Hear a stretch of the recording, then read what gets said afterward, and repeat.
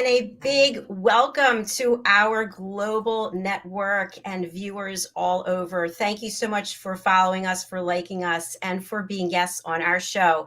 This is USA Global TV and Radio. I'm Dr. Jacalyn Kerbeck. I'm the president, founder, and chief listening officer here at our network, where we currently have 25 live broadcasts each week. Our show today is the Corner Bookstore, and we are celebrating author Cindy Flo. Joining me is the star of our show. She is an internationally renowned author herself. She is also the queen of networking. I always tease her about that because she knows everyone.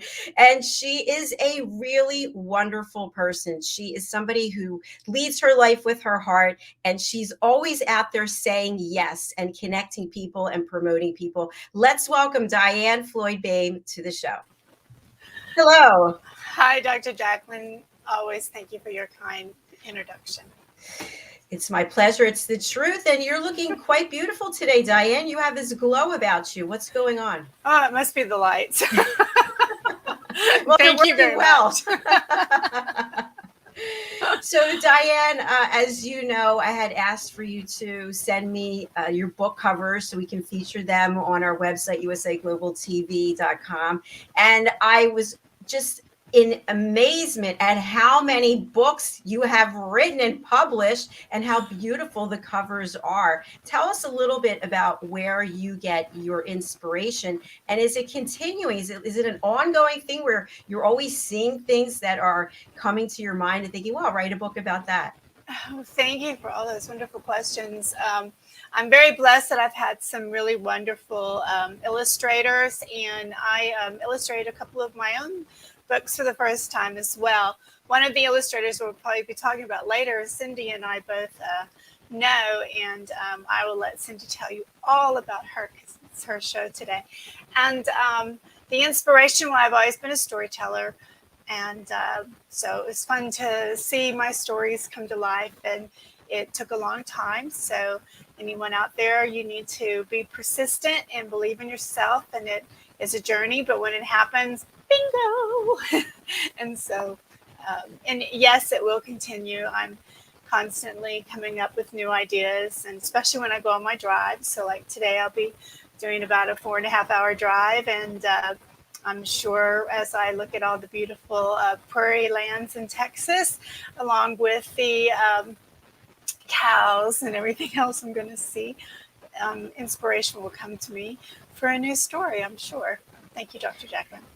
Thank you so much, Diane. And I know you shared with us before, at least with me, that in Texas, when you're driving 4 hours or 8 hours, or that's not even a big deal to me. I'd be like, what? 4 hours drive? Come on. It's so funny. Since I got here to Florida, I put on the trip odometer. I've done 200 miles in 7 weeks. Oh my God. I told you I really don't go anywhere. That's funny. The other day I drove to Houston. That's about a 3-hour drive, and then came back the same day. It's like, yeah, it's no big deal. It's so funny. It's all perspective, isn't it? It is all perspective. And when I think of you in Florida, I think, oh gosh, that's just I-10 straight shot in 17 hours. I can be on the border of Florida. And as you know, and then we'll bring out Cindy, when my mom and I drove here from New Jersey, we had 2 tires blow out on a brand new Mercedes. It was like the trip that I can't even describe. So I'm not looking forward to getting back in the car and driving that far. But I love your ambition. Let's call it that. I love how ambitious you are. If you're ever down here, let me know. I will, be sure. Only reason I'll be coming to Florida is to see you, that's for sure. All right, that sounds great. We can broadcast together. So tell us about Cindy. I wasn't even aware that you guys are really close friends. Tell us more. Oh, she is such a sweetheart. And yes, we are, and it's a long story how we came to know one another. But let me just share with you, you were talking about heartwarming people that just really give themselves. That is Cindy. She could be having a down day, but if you need her, she just forgets about how she feels. She's going to be there for you. And she's an educator. She is, she's actually Dr. Cindy Flo. And she was one of my trainers as I started moving into technology. Cindy has helped so many people throughout the entire United States have a better life, become better educators, and truly believe in themselves. So I was very excited when she decided she was going to become a children's author, which I'll let her tell you about that journey. And her books that she's writing, I just can't wait till we dive into it. And I'll tell you one little secret if Cindy doesn't mind. I actually know her horse, so you're going to enjoy learning about Sandy as well. Fantastic. I'm super excited. Let's bring Sandy onto the program. Cindy. Yes.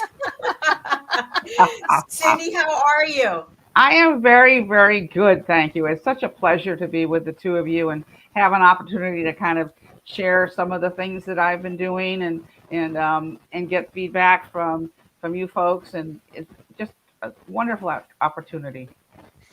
Well, we are grateful that you're here. And, I apologize. I'm looking at the top of the title, celebrating author Cindy Flo Sandyboy and his pasture friends. That's why I saw Sandy. So, but I love what Diane just shared about you, how you're always there for other people. That's such a great attribute. It really says a lot about you and your character and your integrity. How do you feel knowing that you've got this amazing friend here? You guys are together sharing the screen. What's that like for you? Kind of overwhelming. I mean, for Diane to say all of those things and stuff, and it's the culmination of a lot of different things in my life and moving around the country and different kinds of career paths, and now into children's books, but it is important in life to reach out to other people, and I think that's where you get your best inspiration, you get your best fulfillment, is trying to make a difference in the lives of others. And I think right now my passion is helping children feel good about themselves and making a difference in the lives of other people. I love that. That's so important. And as you both know, children have gone through so much in the last few years. And I'm hearing more and more cases of young people being diagnosed with ulcerative colitis, Crohn's disease, mental health issues, and knowing that there are books out there, works out there that you've published and made available to help change the mindset and educate the children as well as parents is really so important. What are your thoughts about that, Cindy? Well, I think it's just one of those things that more people need to be involved with, and parents need to step back and take the time to read more with their children and explore all the wonderful books that are out there that can help them guide their child's life more effectively. And in the schools today and in the lots of the things, there's not as many opportunities for children to collaborate together, to have as many social experiences face to face. And I think reading can help bring that back. Absolutely. Diane, what would you like to add? I think she's right on the money. I totally agree. But I'm going to throw in something there, Cindy. If we have time, you must tell her also what you do with lasagna. Oh. And also, Dr. Jacalyn, you mentioned something that was important. Sandyboy had to take medicine, so maybe there's a story there to help kids take their medicine. Wow. Oh, that's true. Yeah. We have to take care of our health. Yeah. So are you going to tell us about the lasagna now? Well, one day, it was just kind of a couple years ago, was kind of just bouncing around the community and noticed a poster up, and then I responded to it. And there's an international group now that started by one woman out in California about making a lasagna dinner for someone in need, for your neighbor, for someone. And it's just kind of grown. And so now I'm part of the organization, and every other week I get matched with someone who needs a meal. And these are single moms, there are people who have had some disabilities, people who have lost their jobs, people with a lot of children. And so then you get connected with these people, and I make my lasagna, and then off we go and we deliver it, and it's awesome. It's awesome. It's a great opportunity. Wow. That's amazing. That really is. Yeah. Congratulations. So I've really learned how to make lasagna more efficiently. So I have my supplies on hand, and I'm going, okay, the only thing I need to go to the grocery for is for some cheese and some meat, you know. But no, it's really wonderful, and these people are so appreciative. And in the days of the economy in which we live, and inflation, plus illnesses and things, it really makes a difference. And sometimes you feel like you can't really make a difference in this world, but you can, even if it's in the life of one family at a time. So true. I know that Diane feels the same, as do I. We talked a little bit backstage about horses, and I mentioned that we had somebody on who was a horse whisperer. What is it about horses that is so special that we as human beings really connect with them, and they seem to connect with us? Yeah, horses have an innate ability to take in looking at an individual. They can see how you're feeling. They can relate to you in different ways, and it's just really phenomenal how they can then they protect you, they guide you, they look forward to being with you, and they accept you unconditionally. And that's so important because that doesn't happen very much in life. And so the horses are just they're just there, and until you would if you were to abuse them or anything, that horse is still there. And so I am just so excited to be able to have a horse. And as a child, I always wanted to be around horses, and my girlfriend had a horse, but we weren't able to have a horse. And so it wasn't until, get this, I turned 69 that I had my first horse. And Sandyboy is the one. That's amazing. Yay. Congratulations. It's fantastic. There's so much there I want to dive into. So, horses obviously are beautiful. They're beautiful, right? And they do seem to have this intuitiveness, this sense. And I know for me, I actually took horse riding lessons, and I was so afraid. And the Ah, horse knew it. The horse knew. Like oh yeah. they can tell, right? So Hmm. so how do you capture the essence of how horses connect with humans and put it into writing? Well, I talk to Sandy Boy a lot, and I ask him questions. And sometimes he'll nod yes, other times he moves his head this way. But he always wants to be close to me. He wants to kind of share in his own way, some of the thoughts that I have. And so when I take him, when we're out in the pasture, and it's so sweet to call his name, and he looks up, and the next thing I know, he's coming forward to greet me. And when you feel greeted that way, it's just such a warm, fuzzy relationship, and that you just wish that everybody could have that same thing. But the other thing is, horses trust, and he trusts me explicitly, so that he will do just about anything I ask him to do within reason. And even though sometimes he has problems because he's a little has some arthritis now and stuff, and I ask him to do things, and it may be a little hard for him, but he does it anyway because he trusts that I know what's best. And I think that's the thing that makes it so wonderful with horses. And the other thing about horses, they don't even know how big they are. they, they just think they're a teddy bear. And so then people are afraid of them because of their size, but you don't need to be that. They just want to be friends. Ah, that's amazing. And Diane, you're a horse lover as well, right? Yes, but I never could have a horse either. But I get to enjoy enjoy Sandyboy when I'm up there in Maine, because Cindy's in Maine. And then my husband and I will try to go horseback riding whenever we can. My back can't take it as much as it used to, but I do love horses. And Cindy's right. They really do trust you. And I think, that's one of the things, Cindy, I love about your books, is because you are relating them to people's lives as well. And children will do almost anything if they trust you too. So trust Right. is a huge, huge word. Diane, am I correct in saying that you posted pictures? You were visiting, and you posted pictures of you up there in Maine on Yes, social? Yeah, that's what I thought. that's right. That was Mhm. Sandyboy. Yeah. And so took pictures, and we did some Instagramming together, some fun things. So The other thing about horses too is they like to make friends with their own kind, and they're not judgmental.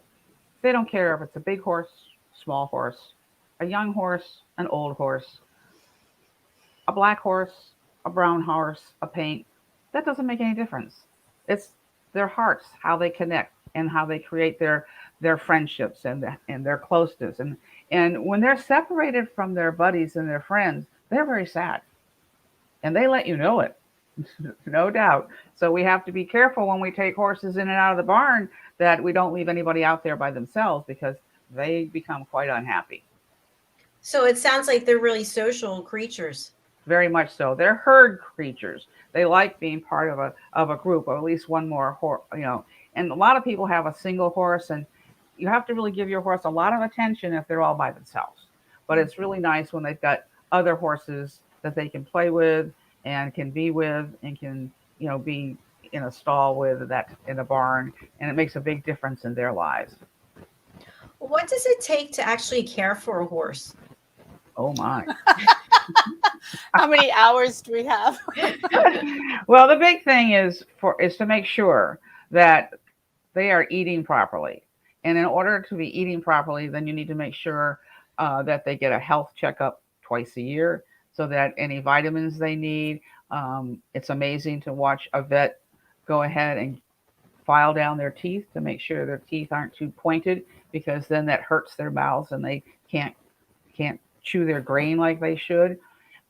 When you look at the hay bales that come in, you have to make sure that there's no mold on the hay, and you have to make sure they've always got plenty of water to drink.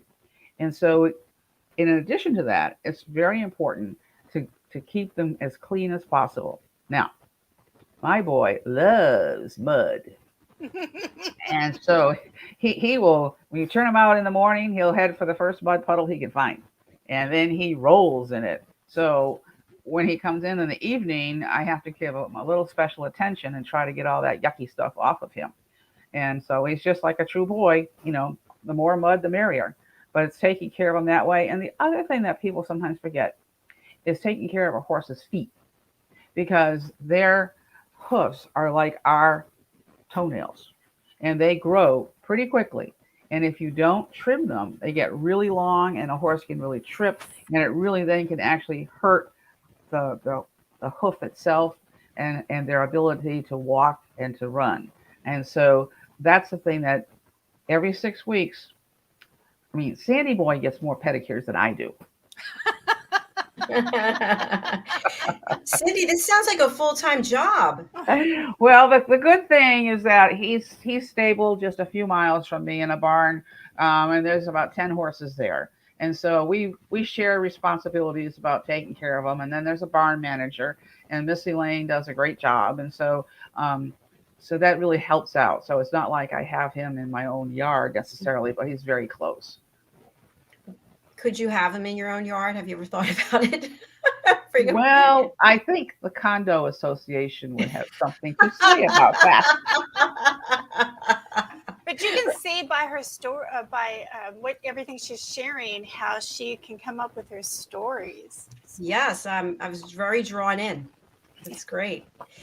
Something I wanted to ask both of you: how has social media changed your ability to market, and is it a good thing or not so much? Ooh.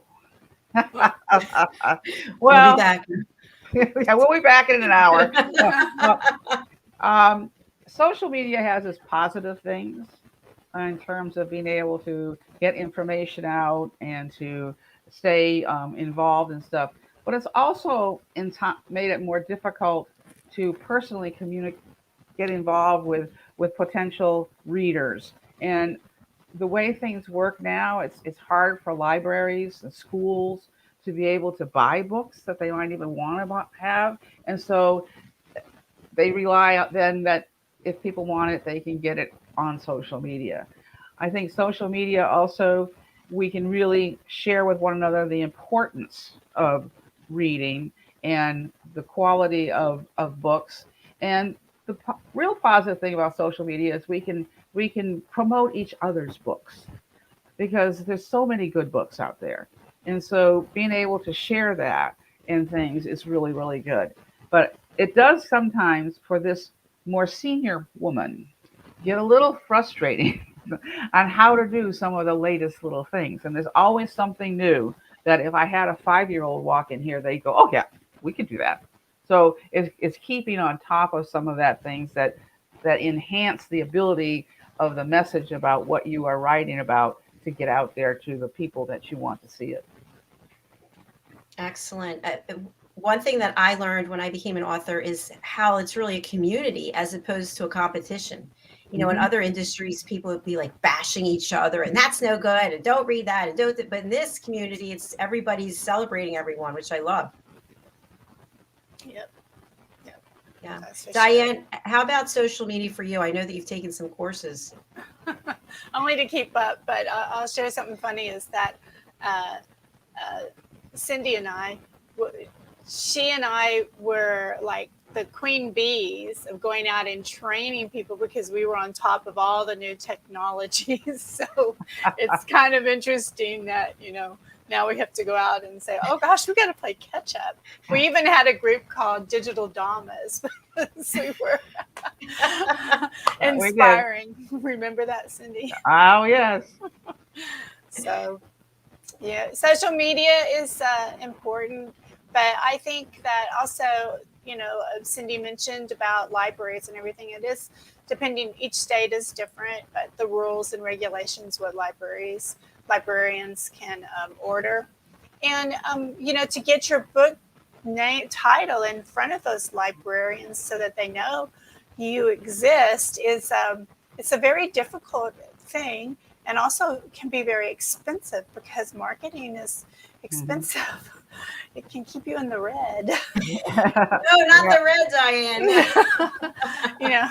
So, but anyway, I believe that if the books are going to be in front of the people that the good Lord wants them to be in front of. And Cindy, you have 3 books out now, right? Right. Mm-hmm. And why don't you share the titles, because each one has something beautiful about each one. Well, the first book, Sandyboy and His New Home, and this came about because I was looking for a horse. And so Sandyboy's owner was ill, and she could no longer take care of him. And so an acquaintance of mine knew about the horse, and so introduced me to him, and that's how he came to be with me. Now, he was happy where he was. He wasn't sure where he was going or anything like that. And so Sandyboy and His New Home is an adaptation, really, of an experience of a horse moving from one home to another home and wondering where he was going. Was he going to like it? Who was his new owner going to be? Were the other horses going to be friendly? Was he going to be able to find a buddy and that kind of thing? So it really transitions into children's lives because he asks children, have you ever moved? Have you ever gone to a new school and wondered if you like your teacher? So I've interwoven in there soft discussion questions that somebody who's reading with a child could then talk to the child and make it easier. And of course, this first book came out when COVID was really hitting, and kids sometimes couldn't see their parents, or they were locked in at home and had different kinds of issues that they were dealing with about being happy where they were and wondering if they were going to be able to stay at home or if they're going to have to move and things like that. So that's Sandyboy and His New Home. And the second book is Sandyboy and the Christmas Blizzard. And this is really a picture of the barn where he is. And Sandyboy, even though he was an older horse, had never really experienced Christmas. So he's there in the barn and he's seeing his owner put up decorations. He's got a little tree in there that's in the barn, and it's got carrots and apples hanging there and on the tree. And he's going, well, how come that's in the barn and not outside? So he starts to wonder what's going on. And then he's made a lot of friends in his new home. All of his outside friends. He's got the eagle. He's got the turkey. He's got the chipmunks and the squirrels. And got Polly Possum, and he's wondering, as it gets wintertime and the snow starts to come, what happens to his friends? Who takes care of his friends? Because he's taken care of. And so as the story goes on, the blizzard gets worse and worse, and he's wondering, you know, what's going to happen out there, and is there anybody that really cares? And the end of the story is the blizzard stops, and he looks out and he sees all of his woodland friends up on a hill looking out over the ocean, because he lives by the ocean. And he says, well, what are they doing out there? And he looks up and he sees the big star, the star of heaven, signifying the real reason of Christmas. And so when the last part of the book is when you see him in his stall looking at an empty manger, and you don't see a baby in the manger. And I did that on purpose because I want any child of any race, of any culture, to see themselves in that baby in the manger. And so Sandyboy understands what the real meaning of Christmas is. And then the most recent book is Sandyboy and his pasture friend. One of the things that I've really been concerned about, as we all are, is the problem with children feeling good about themselves, feeling that they're valuable, feeling like it's okay to be a boy or it's okay to be a girl, and they don't have to worry about, do I want to be the other, and that they have a role in life, and can they really reach out and help somebody who's having problems. So in this story, Sandyboy's friend is a tree. And the tree, when he trots out to see the tree, all the branches are down and the tree looks very unhappy. And Sandyboy says, well, he said, what's wrong? And tree says, well, I don't know how I got in this pasture. I don't know why I'm here.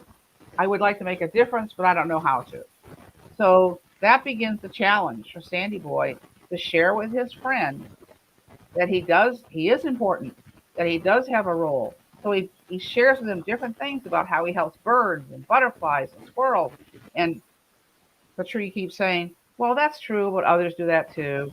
And so, but at the end of the story, tree realizes all the things that he does in the pasture. And all of a sudden, you see the illustration with all of the limbs on the tree reaching up to the sun in the sky.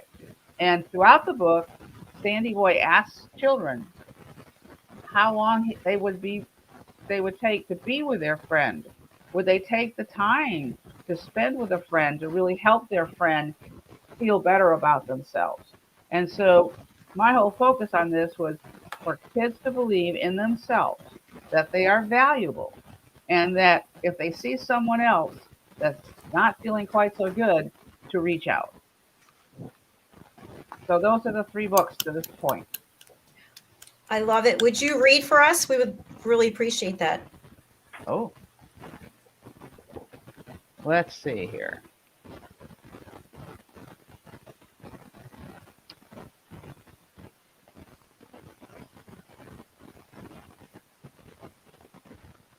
Sandyboy did not give up. Tree, he said, do you know how important you are out there at the edge of the pasture to the butterflies? They have problems finding places to shelter during the day. The fireflies can rest on your leaves during the day, fly at night, and then return before the sun comes up. Without you, Tree, the fireflies could not light up the night with their friends. Young fireflies also need a safe home, so they have time to grow up to be able to light the night. It can take 2 years for a firefly to grow up and to be able to become a light in the darkness. You really make a difference to these insects. Don't you agree, Tree? Humph, said Tree. He still did not believe he made a difference to anyone. Sandyboy wondered if you would keep trying to help your friend feel needed. Making a difference in someone's life can take patience and time. Tree, you know our friends, the turkeys? At night they come and roost in your branches, and you protect them as they sleep, said Sandyboy. He thought Tree was beginning to notice all the things he does to make a difference for others. Sandyboy became excited as he noticed a couple of Tree's branches were beginning to reach for the sky. Maybe, just maybe, tree was starting to believe in his life in the pasture. And then the book continues as he feels better and better about himself. Oh, thank Beautiful. you. Do you have a favorite illustration? Because I have your book here, by the way. And I can't decide which picture I like the most. So I know kids are going to go crazy over it. Well, let's see. Dr. Jacqueline, the illustrations are phenomenal. I mean, while she's picking, oh, you can't see it while she's picking out hers. Okay, go. Oh, there's Sandyboy. Oh, look at that. Wow, beautiful. Yeah, I like that one. Really well done. Yeah, I really like the stories, but I tell you what, without a wonderful illustrator, they would not come to life. And for me, I really wanted the illustrations to be as lifelike as possible. I didn't want this to have a cartoon type effect. And the illustrator, she knows Sandyboy. A friend of mine in a book club, I didn't know Judy had this talent until she started making Christmas cards for us. And then I went, whoa. And so she has done marvelous work. She does all of these in watercolor, and she really takes the story to heart. And she's also done some for Diane, and we're just so excited that Judy Gaudet is our illustrator. It's true. Show the picture with the butterfly. Oop, oop. Let's see. You hold it there. Oh, that's gorgeous. Really beautiful. Very realistic. They look very real. Yep, they're really nice. They're beautiful. What I love about your stories, Cindy, is they each one have such a beautiful message. What did you think, Dr. Jacqueline? It warms my heart. It really does.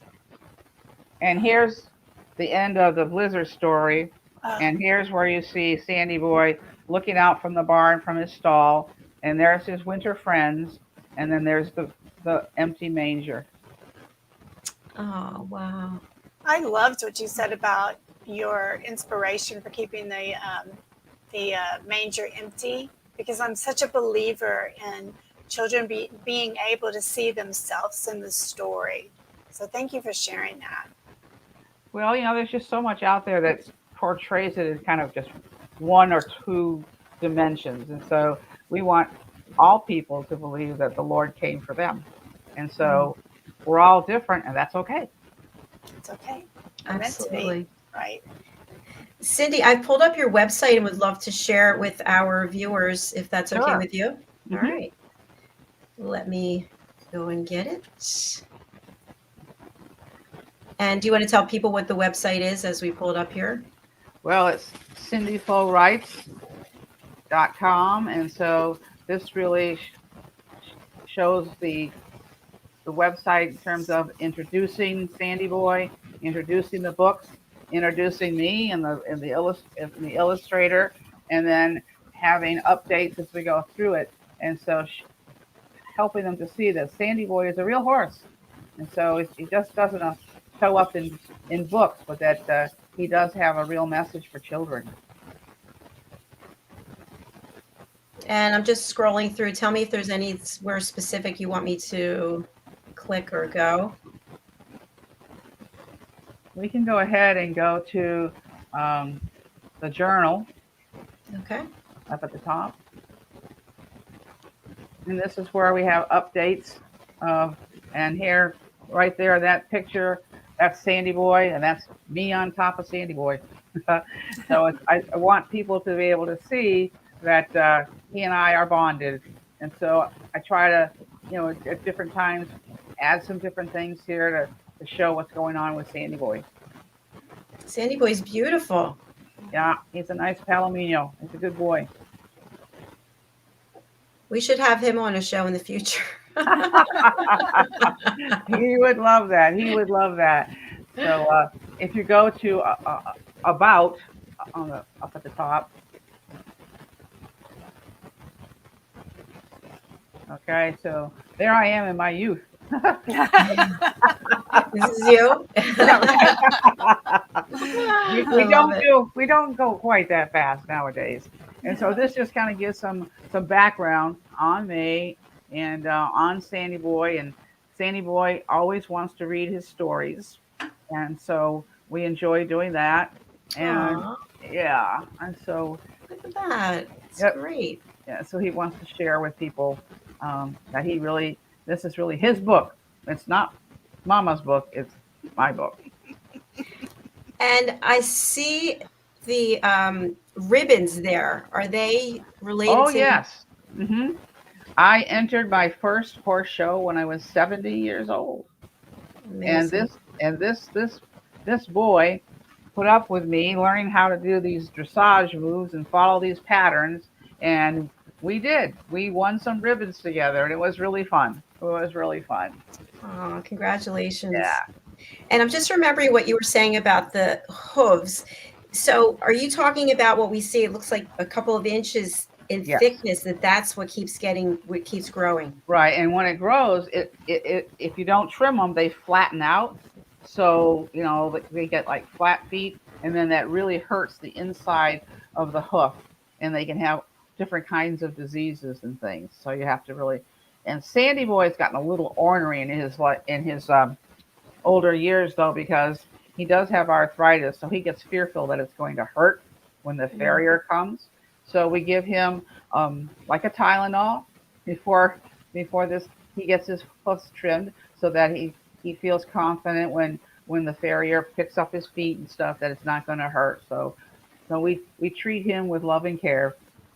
Oh, he looks so nice. Doesn't he have his kind eye? He looks just, Yeah, you can really tell a lot by the eyes of a horse, too, and whether they're going to be gentle or not. And you always look at their ears, and you can see he's interested because his ears are up and they're Mhm. focused forward.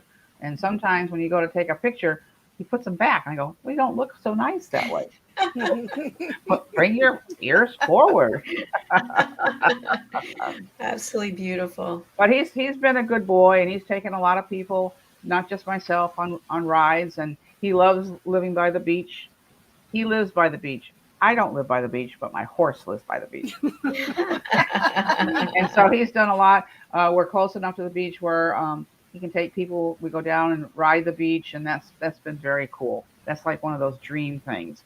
And so I want to tell people, hey, keep dreaming. You never know. Absolutely. Let's Whoever take a, thought that I would be riding a horse on the beach at this point in my life?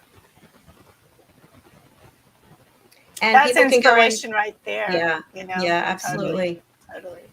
People can go right here on the website and purchase your books, right? Correct. They can And just, yeah, they'll just click the little button, and it'll take them right to either Amazon or Barnes and Noble, whichever one they choose, and they can just order right there. and here's some Sandy Boy facts. Yep. And for people who are listening on the radio or maybe on a podcast channel, can you share some of these facts with them since they can't read it? Well, he's a quarter horse. He's 25 to 26 years old. We really don't know for sure. And horses can live nowadays to be 30, 35 years old, because now we have so many things to help them with medicine and supplements that help them. Um, he's he loves to graze, and he's, let me see. Well, he loves taking everybody on the rides, and he loves the children, and he enjoys all those types of things. And he's he nuzzles. He likes to, when you come up to him and he goes, you must have a treat. Let me find it. So then he starts nuzzling. Is it at this pocket or that pocket? Or you put your hands out and you have one in one hand and and nothing in the other hand. He can figure out which hand has the treat. So he really likes to nuzzle and all his biscuits and things. So he's just a sweetie.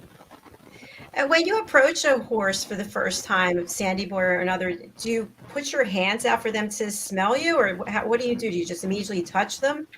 You just come up on the side, because remember their eyes are on the side. So it's easier to come up on usually their right side and stuff, and just put your hand out just very gently, and it's usually just pat them on their neck, because if you put your hand out close to their mouth, they're gonna go, ah, there's something to eat. And so for people who have never had a horse try to eat something, from their hand, it's a little. They look at the big horse, they go, I don't feel so good about this. So, and we always say, do not go behind a horse, no matter how much you know the horse. And I'm always, when I go behind him, I pat him on the bum bum, so he knows that I'm there. Wow, I've learned so much today. I had no idea all these intricacies and information about horses. Thank you so much for sharing that. You're welcome. So we've come to the end of our show for today, and it's been a pleasure meeting you and finding out about this lovely relationship connection that the two of you have. I think that's so dear. Cindy, how can people get in touch with you? They can't read the banner. We just showed the website, but if they couldn't see it because they're on the radio or they're listening on a podcast, what's the best way for them to connect with you? Well, the best way, they can go to my email, which is me@cindyfullrights.com, or they can go to cindyfullrights.com, the website, and they can connect on the website, and it'll come directly to me. Okay, fantastic.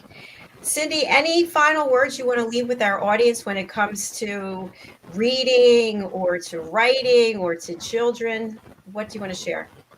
I would like to share to children that everybody has a story, and horses have stories, but if you have a dog, you have a cat, you have a gerbil, you have a hamster, they all have stories. So why don't you talk to them and write your own story? That's the best thing about stories, is everybody can tell a story. And Sandyboy would love to hear from children about the stories they're writing. Okay, fantastic. Thank you. Thank you so much. Diane, how can people get in touch with you and how can they purchase your books? Sure, you can go to DianneFloydBOEHM.com, and you can purchase my books. Just click on Amazon, Barnes & Noble. Also, remember, just like with Cindy and me, if there's a small bookstore in your area, you can tell them the name of the book and the author, and the ISBN number will be pulled up, and you can also order from the small bookstores too. I just wanted to do a shout out for our small bookstores because we love them. Thanks so much, Diane. I know every time I promote your books, like in the newsletter last night, somebody goes and clicks on them. So yeah, thank you so much. You are welcome. Well, thank you, everyone. Our next show is the Film and Music Show. I'll be joined by Dr. Madeline Chan, and we have two guests from the music industry and also one who's a photographer. So do stay with us for that. Thank you again. And Cindy, thanks for being such a great guest and for sharing Sandyboy with us. Really do appreciate it. All right. Bye for now, everyone. Bye, everybody. Bye. Bye.